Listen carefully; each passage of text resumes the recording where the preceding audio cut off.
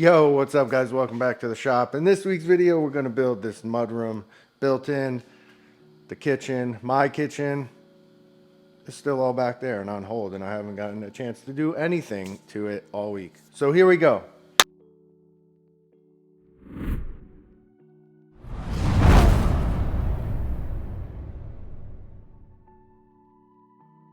All right, so like I said, I have not had a chance all week to work on my cabinet, so we'll continue that maybe next week.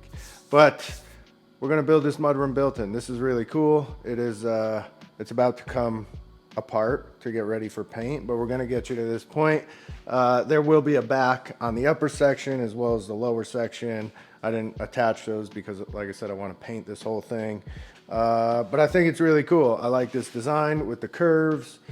These are kind of fun to make. Building stuff like this is it's fun because when you're just building cabinets all the time, it can get boring. So this is cool because you get to do different stuff. So here we go. Let's get into it and we'll build this thing.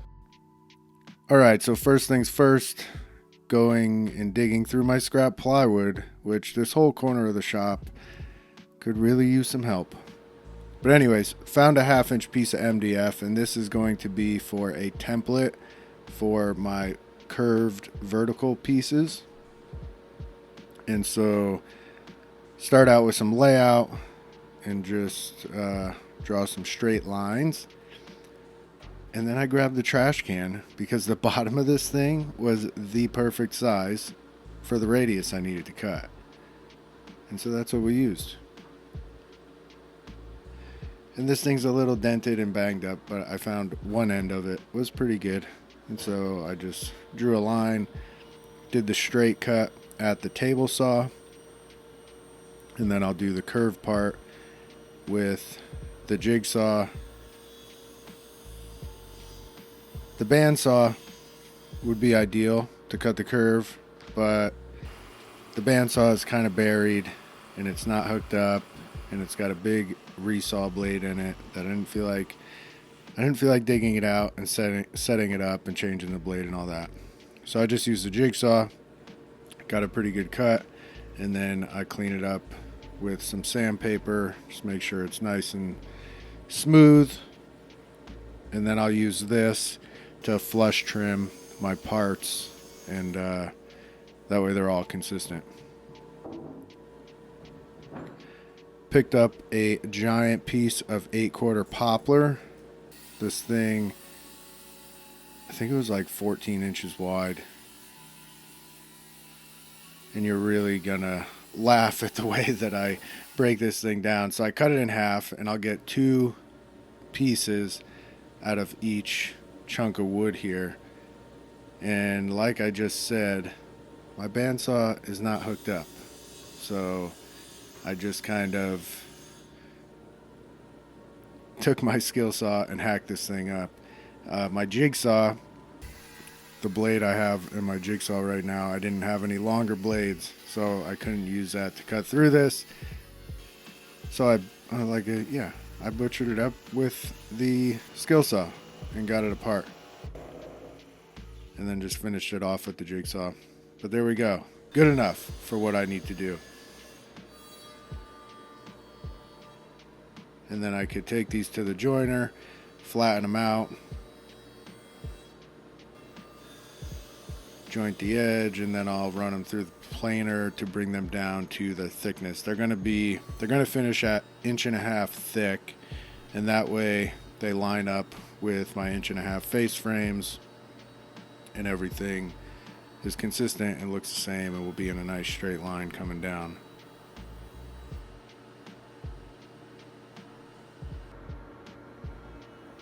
And it looks like the shop is filled with dust, but it's not. It's actually, the camera lens was dirty.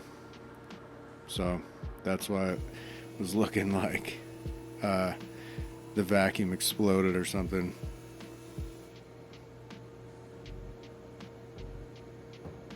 All right, so we get those down to thickness, and then I'll trace a line, cut it close with the jigsaw. Now I can cut them with the jigsaw because they're a ½ inch thinner than they were when we started, and then I'll finish it up with the router.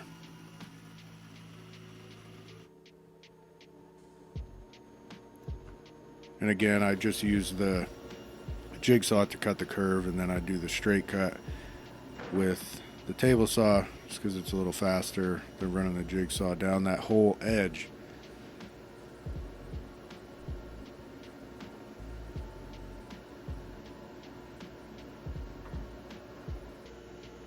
All right, now we are ready to flush trim these things.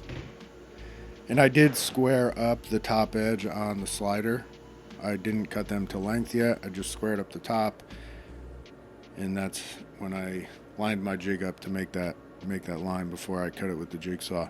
Anyways, here we go. I've got about an 1/8 inch of material here to remove. Got a big old flush trim bit. I really like this router, and I like the D handle for big cuts like this because it just gives you, it's really stable, and you just feel like you're really in control with that router. And obviously on that curve I'm cutting into end grain, so I'm climb cutting. So basically I'm going backwards, and you want to have a good grip on that router because it can get away from you pretty easily. But the risk of running it straight through, especially on that end grain, I really don't want these to tear out. So just that last little bit I'll cut going forward to clean it up, and it'll be really nice and smooth.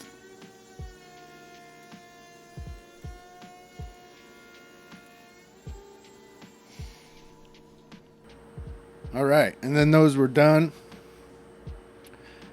Went over to the lumber rack, started picking some material for face frames.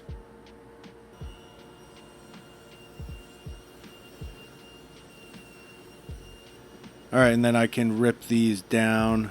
I do rip them a little wider, and then I run them through the sander to clean up the edges. These were already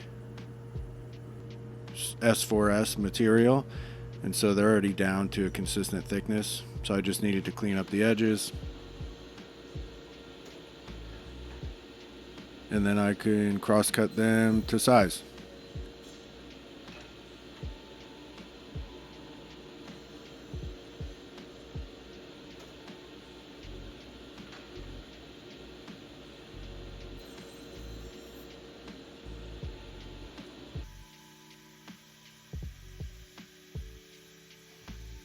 Then I'll go ahead and put my frame together. This is for the upper section, just the open cubbies.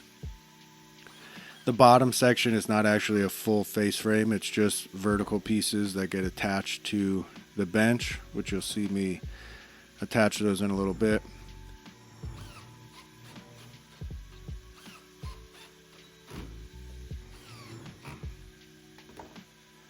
And then after I glued up this face frame, I did run it through the drum sander and just got everything perfectly flat. And then the face frame's done. And I needed to cut some plywood, but before I swapped the blade out, I took my vertical pieces and cut them to their finished length. And then I did need to knock off the front a little bit just to get these to the right width. Alright, so now for my plywood parts. I am using pre-finished plywood, even though this thing is paint grade. I like using the pre-finished plywood to paint it. I do sand it, but I find that it just takes the paint. It just lays down so smooth.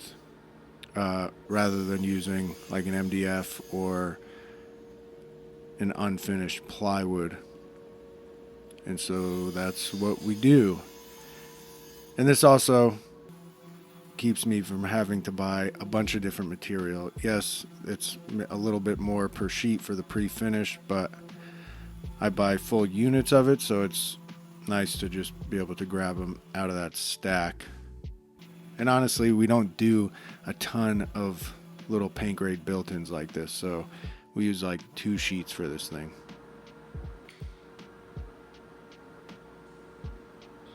Get all the stuff sanded and put the box together.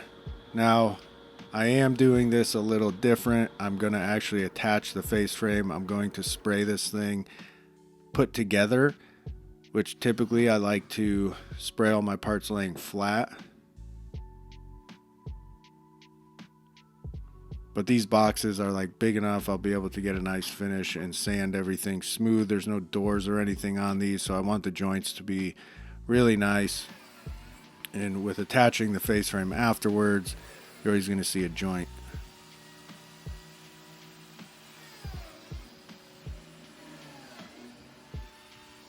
And I'm just using some regular biscuits. That's the LAMELLO Classic X. If you guys are interested in a LAMELLO, my affiliate link is below. You can click that and do all your ordering through there. So yeah, we just shoot some biscuits and then glue and clamps.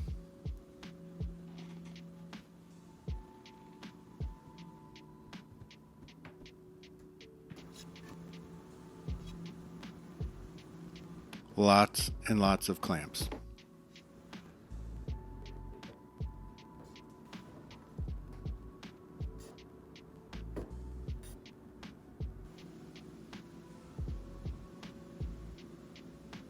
All right, so here is the bench with the open cubbies, and you can see I just have the vertical pieces. There's no top rail because my countertop is going to have a nosing on it, and it's going to sit proud of these parts, and it's going to cover that plywood edge, and so you'll never see up in there.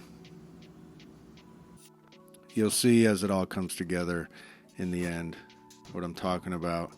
And then the next morning, remove the clamps and just keep going on this thing.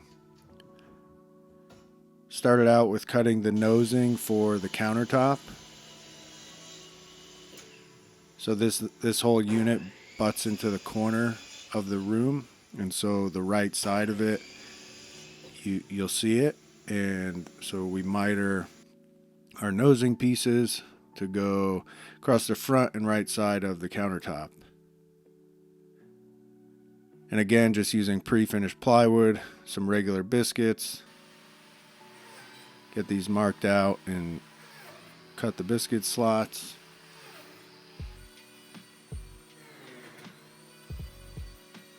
Now on the piece on the end, I'm using Clamex connectors because I don't have clamps that long, and the Clamex connectors are perfect for this because I can put the hole in the bottom of the countertop and clamp them up, and you'll never see those holes, and this will give us a nice tight joint. So here is the extra step when doing stuff like this. This is it's Collins Tool makes this router bit. It's called the plywood prep bit, and you run it along the edge. You have to set it up in a router like that. So I just leave this router set up for this. Basically what it does is it's hollowing out the middle of the plywood very, very slightly. It's not removing a ton of material. But what this does is it allows, I tried to show you, there's like a little gap in the middle there. It's really hard to see. But anyways, this allows the glue a place to go. And a lot of times you get a line even after you paint, and it's because the glue and it expands and this and that. And so this gives the glue a place to go, and you get a really, really tight joint. And it helps prevent that line from your glue joint from showing up. It really works great. I've been using that thing for years, and I have stuff in my own house that I've done, and you still cannot see the glue line. All right, so here's a piece of 3/4 MDF, and this is for the back, and this is going to get saw curves put in it so that it looks like it is shiplap.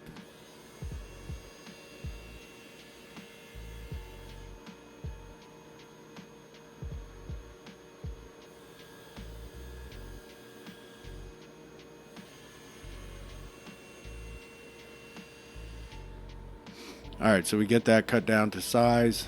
I do some layout, And then I just start cutting all the saw curves.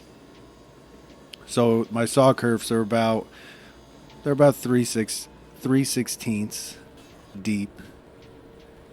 And I start in the middle and then just work my way out, accounting for my 1.5 pieces that are going to go in the middle. It's going to be broken up into 3 sections. And hopefully I did my math right and everything looks good.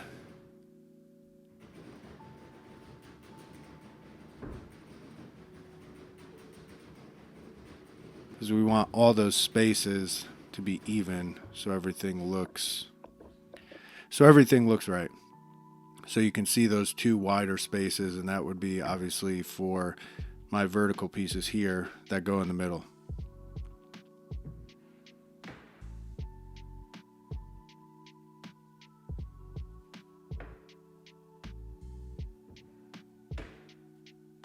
Just lay everything out, make sure my math was good.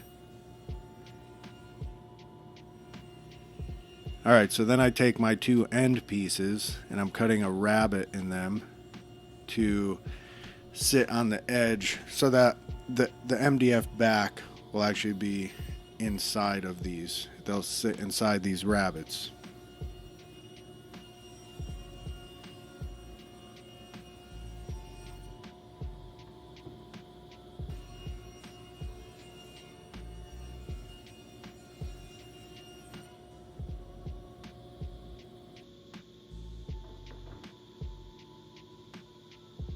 Take it over to my piece and check the fit so you can see what I'm talking about.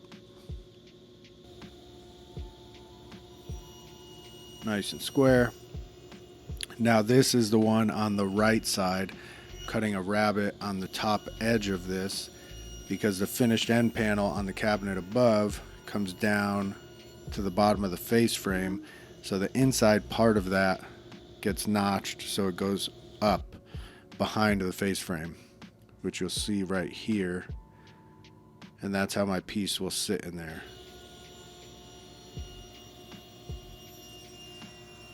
So then my 2 middle dividers, I need to take 3/4 off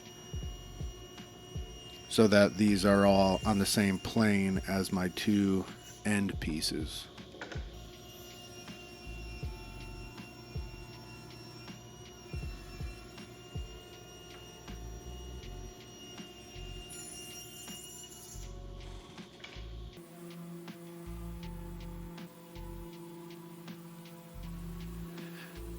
Get the countertop sanded down real quick. Joint came out really good.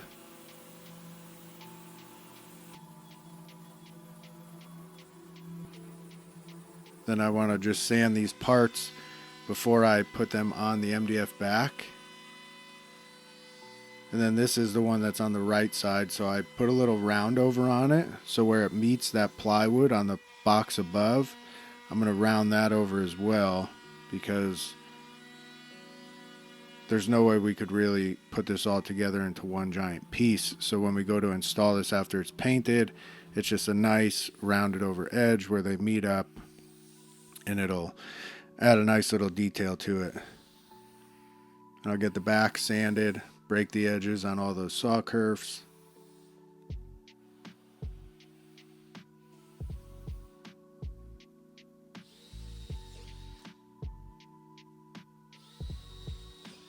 Alright, so now I'm attaching my vertical pieces, and this is why I sanded all these parts first, because I'm going to glue and screw these on from the back, and it would have been a nightmare to try and sand these after everything is put together. So I drilled some pilot holes through the face and then just add some glue and screw them in. See that nice joint there? It's nice and tight. And that's what the bottom edge looks like. So for my middle ones, I space them out and then make sure they're nice and square, draw a line. And then I'll do the same thing, just drill some pilot holes, put some glue, and screw them in from the back.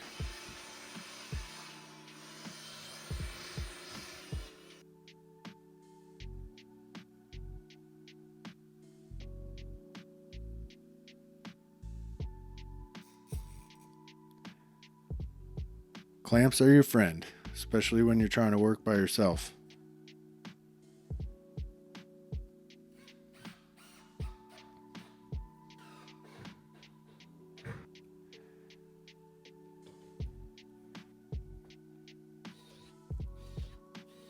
So got that one screwed on. Now we'll get this last one. And we're getting close.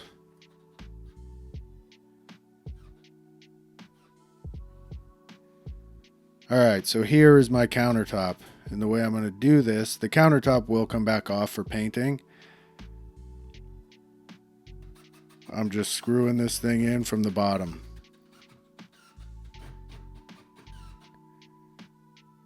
Nice tight joints all the way down. And I'm stoked to get paint on this thing. I think it's going to look really sick.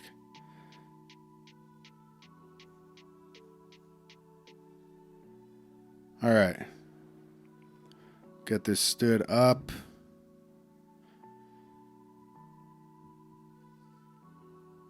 And so you can see here how the countertop nosing hangs down and you don't see that plywood edge.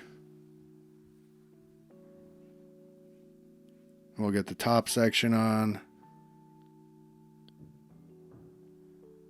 I did end up adding some biscuits in the top of this just so that when we go to install it's easier, just everything just lines up nice.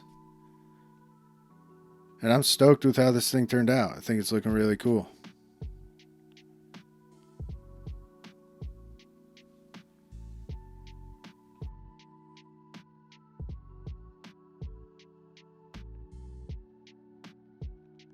Alright, so that's it for this week's video, guys. Hopefully you enjoyed it. I had fun building this thing, and now I'm going to take it apart and finish sanding it and get it ready for paint. This is one of the last items for a job we did. We did a video like a month ago and we had all those cabinets in here. This is for that same project. This is one of the final items. So obviously this whole thing is getting painted. And so yeah, I'm going to take it apart and get it ready for paint. But thanks for watching. Be sure to like, comment, subscribe, all that good stuff. We've still got some shirts available on the website. Patreon link is below. Amazon link is below. LAMELLO link is below. All that stuff. We'll see you next week. Peace.